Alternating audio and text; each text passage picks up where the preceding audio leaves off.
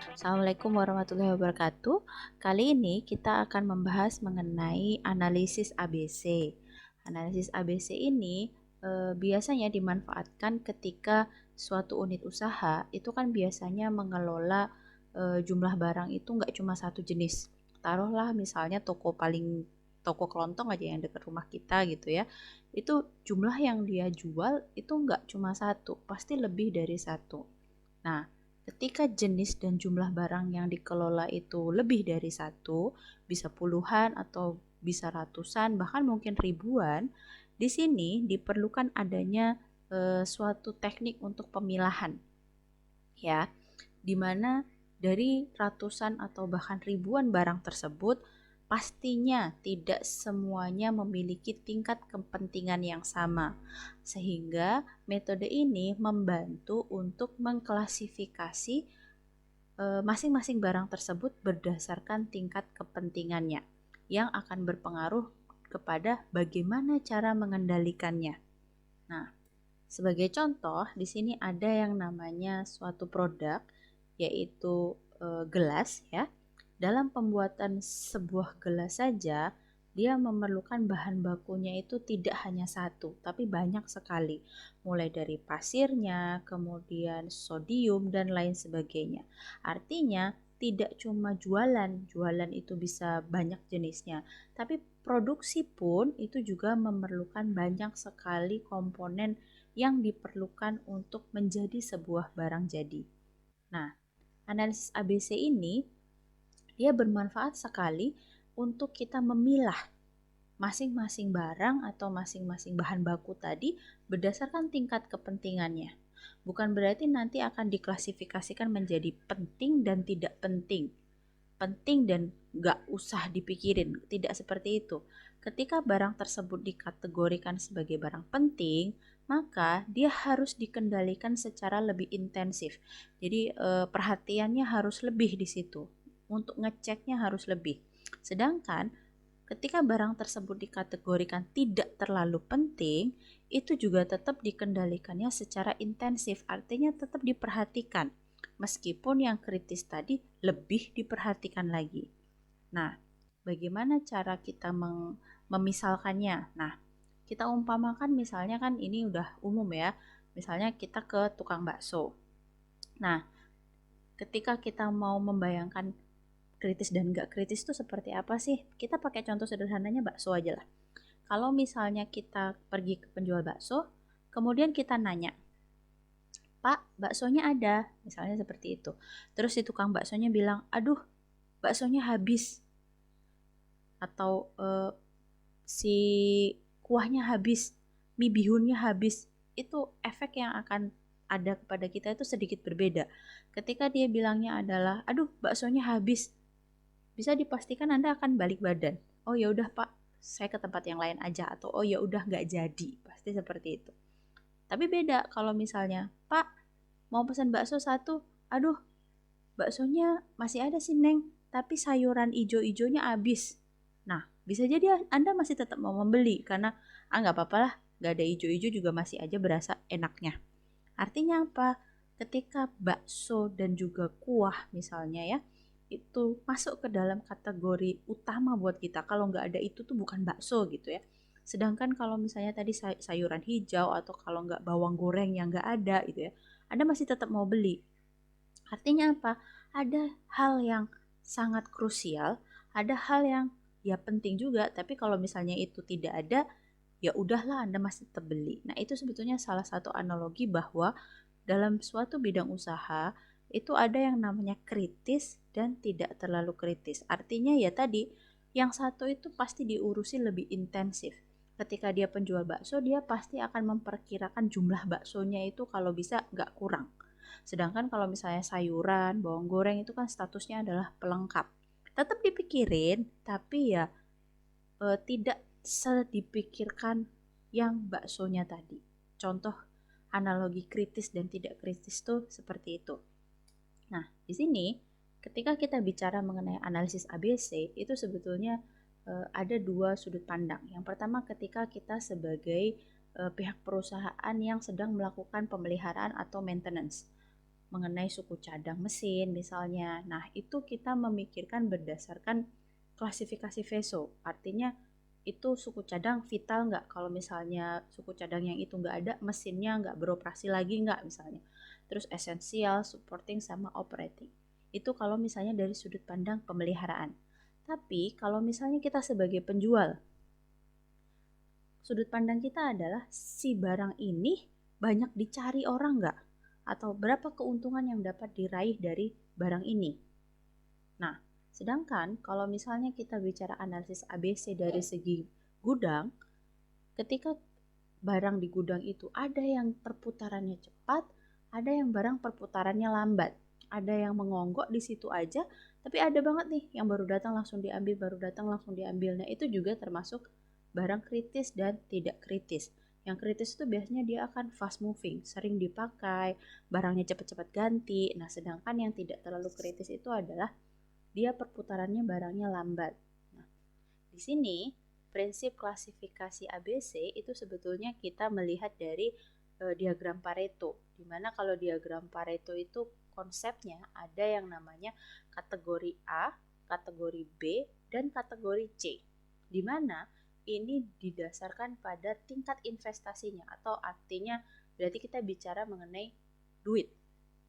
Ya, ketika kita bicara kategori A, di situ ada yang namanya konsep 80-20. Kategori B itu 15-30. Kategori C adalah 5-50. Nah, kita bisa tahan di sini. Tapi kalau misalnya dari gambar, dari diagram Pareto di sebelahnya, Anda bisa lihat bahwa yang paling tinggi itu adalah yang kategori A, kemudian di bawahnya B, terus C, dan seterusnya. Nah, kita akan lanjut ke penjelasan mengenai ketiga kategori ini. Kategori pertama, itu konsepnya tadi adalah 80-20. Di sini maksud 80-20 itu adalah ketika dia menyerap dana sekitar 80%. Jadi duit kita 80%-nya itu untuk beli barang itu. Sedangkan ternyata udah 80% duit kepakai di situ, jumlahnya sedikit. Cuma sekitar 20%, 15-20% aja itu jumlahnya. Ya, duitnya banyak tapi barangnya jumlahnya sedikit. Sedangkan kalau kategori B ini adalah 15-30, di mana dia menyerap dana sekitar 10-15% dari semua uang yang kita miliki, tetapi jumlah barangnya sekitar 25-30%. Nah, kategori C ini berbeda lagi. Dia menyerap dana hanya sekitar 5-10% dari segi uang dia itu relatif lebih sedikit ya, atau murah, tapi jumlah barangnya itu banyak sekali, yaitu sekitar 50-60%. Nah, kalau misalnya kita bicara mengenai kategori A, B, C ini, analogi sederhananya kalau misalnya dari sudut pandang penjual, misalnya Anda masuk ke Indomaret atau taruhlah Alfamart atau Mart-Mart yang lainnya. Nah, yang termasuk kategori A menyerap dana sekitar 75-80% tapi jumlahnya sedikit. Itu biasanya Anda akan lihat di belakang kasirnya. Diletakkannya di situ, disimpan baik-baik. Nah, itu adalah biasanya susu yang mahal, susu formula bayi yang mahal, atau rokok. Itu biasanya diletakkannya di belakang simbaknya. Ya, karena harganya lebih mahal. Nah, sedangkan yang kategori B itu akan diletakkannya di area yang masih terlihat oleh pegawainya secara langsung. Biasanya apa itu? Sampo, terus habis itu ya susu bayi, tapi yang harganya lebih murah dari yang ditaruh di belakangnya dia, popok. Nah, yang seperti itu adalah yang termasuk kategori B. Sedangkan yang kategori C itu yang letaknya paling jauh. Biasanya apa? Kayak minuman, terus habis itu mie instan, terus habis itu ciki-ciki. Nah, itu biasanya sudah menggunakan konsep kategori A, B, dan juga C. Nah, kalau misalnya kita bicara tadi, metode ABC atau analisis ABC ini kan hasil keluaran akhirnya adalah diagram Pareto yang bentuknya kayak grafik tadi. Nah, di sini ada data yang diperlukan untuk membuat diagram Pareto. Pertama tentunya adalah jenis barang yang dikelola, dan ini tidak cuma satu, harus lebih dari satu. Kemudian ada jumlah pemakaian tiap jenis barang atau jumlah penjualan perputaran barang tersebut selama 1 tahun. Terus yang selanjutnya adalah harga satuan dari masing-masing barang tersebut. Nah, cara pengerjaannya atau cara membuat diagram Pareto tersebut, pertama itu adalah kita menghitung jumlah penyerapan dana untuk setiap jenis barang per tahun. Kemudian yang kedua, menghitung jumlah total penyerapan dananya. Yang ketiga, menghitung persentasenya.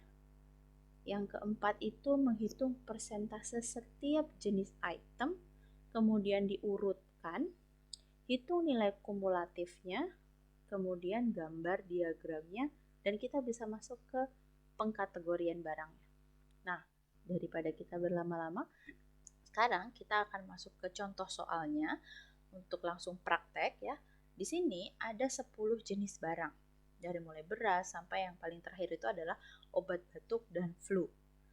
Sebelahnya itu adalah satuannya. Nah, satuan di sini ada ton, kemudian kilogram, sop, dan seterusnya. Nah, di sini satuan dia tidak digunakan sebagai tidak digunakan untuk disamakan misalnya. Kan kalau yang lainnya harus memperhatikan satuan, jangan sampai satuannya tidak sama kan begitu.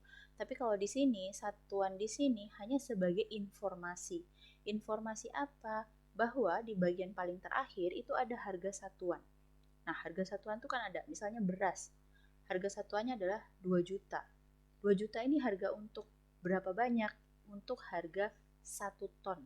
Nah, jadi satuan ini gunanya adalah sebagai informasi pelengkap untuk menjelaskan harga satuan itu per apa. Kemudian di sebelah satuan itu ada kuantitas. Nah, kuantitas ini adalah berapa banyak yang terpakai dalam waktu 1 tahun. Kalau tadi di keterangannya kan harus ada data per tahunnya. Nah, beras itu ada 15, artinya dalam 1 tahun dia ada 15 ton. Gula pasir ada 1 ton. Kopi ada 500 kilogram. Nah, jadi satuan tuh manfaatnya seperti itu sebagai penjelas. Nah, kita perhatikan datanya dari nomor 1 sampai 10.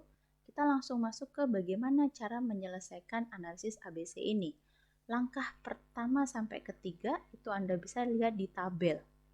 Ya, dari mulai nomor 1 sampai nomor 5, nomor, jenis barang, satuan, sampai harga satuan itu kan masih sama dengan data soal yang tadi. Nah, langkah yang pertama itu tadi kan menghitung nilai penyerapan dana masing-masing jenis barang. Di situ ada angka 30 juta untuk beras. Itu dapatnya dari mana? Dapatnya adalah dari kuantitas pemakaian dikali dengan harga satuan. Jadi 30 juta dapatnya dari 15 dikali 2 juta. Nah, langkah yang sama Anda lakukan untuk jenis barang nomor 1 sampai nomor 10. Silahkan kalikan DT dikali dengan PI-nya. Semua. Nah, setelah itu, langkah kedua adalah hitung nilai penyerapan dana total. Caranya gimana? Silahkan dijumlah nilai penyerapan dana untuk beras sampai obat batuk dan flu itu dijumlah total. Kalau pakai Excel itu berarti pakai sum. Nah, totalnya itu adalah 53 juta. Nah, kita masuk ke langkah ketiga, yaitu menghitung persentase penyerapan dana untuk masing-masing jenis barang. Di situ ada angka 56,6 untuk beras. Dapatnya dari mana? Dapatnya adalah dari nilai penyerapan dana per jenis barang dibagi dengan nilai penyerapan dana total. Jadi untuk mendapatkan angka 56,6 itu adalah 30 juta dibagi 53 juta. Untuk mendapatkan angka 6,5 di bagian gula pasir itu adalah 3,5 juta dibagi 53 juta. Nah, langkah yang sama silahkan dilakukan untuk jenis barang nomor 1 sampai nomor 10, kemudian ditotal. Nah, ketika ditotal, ini totalnya adalah 100%. Ya, karena ini kan statusnya persentase. Nah, maksimum persentase itu kan di sini ketika dijumlah 100. Nah, kita akan masuk ke langkah keempat dan keenam.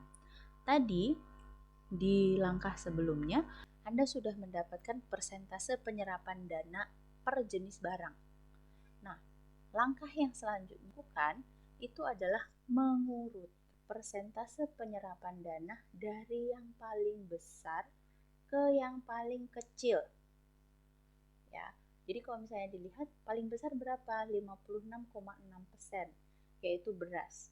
Kita masuk ke yang kedua, dicari, oh yang tertinggi kedua itu rokok 19%. Makanya itu ditaruh menjadi nomor 2. Nah, kesalahan yang biasanya terjadi adalah persentasenya diurutkan, tapi jenis barangnya nggak ikut urut. Padahal kan jenis barangnya pindah juga sama mengikuti persentasenya. Nah, jadi ini harus hati-hati. Persentase diurutkan tapi barangnya juga harus ikut pindah. Diurutkan dari yang paling besar ke yang paling kecil. Kita geser ke sebelah, yaitu persentase kumulatif penyerapan dana. Kalau yang namanya kumulatif itu kan dijumlahkan dengan yang sebelumnya. Jadi ketika beras 56,6% wajar, karena dia persentase penyerapan dananya ya memang segitu. Sedangkan kalau untuk rokok, tiba-tiba kok jadi 75,6. Dapatnya dari mana? Dari si persentase rokok sendiri 19 ditambah dengan yang sebelumnya yaitu beras yaitu 56,6. Maka Anda akan dapat angkanya 75,6. Nah, ketika langkah kumulatif ini Anda ulang seterusnya untuk jenis barang nomor 3 sampai nomor 10, persentase kumulatif untuk produk ke-10 itu adalah 100% juga. Nah, di sini kalau untuk persentase item jenis barang itu sebetulnya didapatkannya dari berapa jumlah barang totalnya? 10. Kan dari beras sampai obat batuk dan flu itu kan 10. Berarti persentase item jenis barang itu adalah 1/10. Makanya masing-masing itu adalah 10%. Kalau misalnya jumlah barang Anda itu ada 15, berarti persentase item jenis barangnya itu cara menghitungnya adalah 1 dibagi 15. Karena jumlah barangnya tadi kan 15. Kalau jumlah barangnya 20 gimana? Ya 1/20. Itu untuk semuanya. Nah, kalau kumulatif ini caranya juga sama seperti tadi. Dijumlahkan dengan data yang sebelumnya. Kalau beras tetap 10, rokok dapat 20 dari mana? Ya si rokok ditambah beras. Kopi 30 dapatnya dari mana? Dari kopi ditambah rokok tambah beras 10 tambah 10 tambah 10 dan seterusnya. Ya, itu untuk persentase kumulatif item jenis barang. Nah, ketika kita masuk ke pengkategorian, kita harus mengingat kembali yang namanya 3 kategori yang sudah dijelaskan di awal. Ada kategori A, kategori B, kategori C. Mana kategori A itu adalah 80-20, B itu adalah 15-30, kategori C itu 5-50. Artinya, kita harus mengecek persentase kumulatif. Kategori A itu di range 0 sampai 80%. Kategori B itu adalah 80 sampai 95%. Kategori C baru yang lebih dari 95 itu masuk ke C. Nah, kalau di sini Anda cek di bagian persentase kumulatifnya. Beras itu masih 56,6. Begitu rokok, dia sudah 75,6. Ketika kopi 85, wah sudah offset. Artinya apa? Dua produk yang di atas ya, sebelum 80% itu masuk kategori A. Karena kan di range 0 sampai 80%, sedangkan dia 75,6%. Nah, sedangkan yang masuk kategori B berdasarkan keterangan itu adalah di range 80 sampai 95%. Kalau Anda cek di situ di bagian persentase kumulatif yang di batas 80 sampai 95 itu ada di terakhirnya adalah teh 94,3. Artinya apa? Kopi, gula pasir, dan teh itu masuk kategori B. Nah, artinya apa? Ya sisanya itu menjadi jenis barang dengan kategori C. Nah, jadi kalau misalnya Anda bingung bagaimana cara mengkategorikan, Anda pakai konsepnya yang ini, cek persentase kumulatifnya, ada di range yang mana? Range A, B, atau C. Nah, bagian terakhir dari analisis ABC ini adalah membuat diagram Pareto. Nah, diagram Pareto ini dibuatnya adalah merepresentasikan dari tabel analisis ABC yang sudah Anda kerjakan tadi, dengan konsepnya adalah melihat bagian persentase kumulatifnya. Nah, kita bikin diagram kartesian dengan si diagram Pareto kategori A itu tingginya adalah 75,6. Dari mana 75,6? Ya tadi, yang mewakili kategori A kumulatifnya setinggi 75,6. Terus yang B, berapa tingginya yang B? Nah, itu Anda cek dari 75 sampai 75,6 sampai 94,3 itu berapa tingginya. Nah, itu mewakili yang B. Terus yang C adalah sisanya. Ya, jadi ini adalah hasil akhir dari analisis ABC, di mana Anda bisa menerjemahkan dari tabel yang sudah Anda kerjakan ini menjadi gambar diagram Pareto seperti yang ada di paling kanan. Dengan A, ada B, dan C. Nah, kemudian diberi keterangan yang termasuk kategori A, jenis produknya apa atau jenis barangnya adalah beras dan rokok. Kategori B misalnya apa, terus habis itu kategori C itu juga apa. Nah, jadi begitulah bagaimana cara Anda melakukan analisis ABC. Terima kasih atas perhatiannya. Assalamualaikum warahmatullahi wabarakatuh.